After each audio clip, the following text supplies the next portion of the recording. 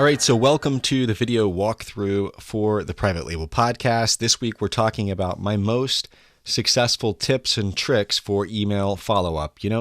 Email follow-up is so important. It's really a low-hanging fruit for all of us that sell private label products. And yet I see so many people that just don't do it right or don't do it as good as they should. So I want to encourage you to go and listen to the full episode of this podcast at privatelabelpodcast.com or on iTunes or Stitcher. I go into a lot more detail in the full podcast about the ways that I use email follow-up and some of the specific strategies. But I wanted to share a few templates with you that I use, and feel free to pause these and kind of read them at your leisure. But I want to point out a few tips here in this video walkthrough. The first is personalize the email if you can. Most of the tools that you guys are using as far as email follow-up give you the ability to use tags like this, and that software will then plug in the buyer's name. I always like just the first name as opposed to the first and last name or the last name. It's much less formal. The other thing that you want to do is write this email like you're talking to a friend, as opposed to having a lot of formality in these emails. Come up with unique ways of signing your emails. If it's going to be you as the founder, as this one is here. In fact, all of the ones I'm going to show you are from me as the founder of my company. You can also come up with an alias if you're uncomfortable with putting your real name there, or if you're still working a corporate job and you don't want to have your full name on these emails.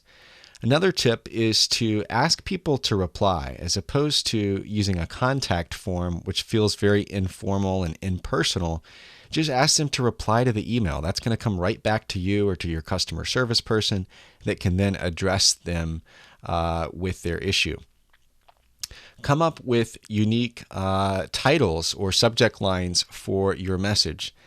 This one says, it's talking about our chicken jerky dog treats, for example, and the subject line here is, does your dog love the chicken jerky? Okay. And so this email asks for feedback, but it also asks them, if their dog loves the jerky. Again, please hit reply to this message and let me know if there's a problem, etc., etc.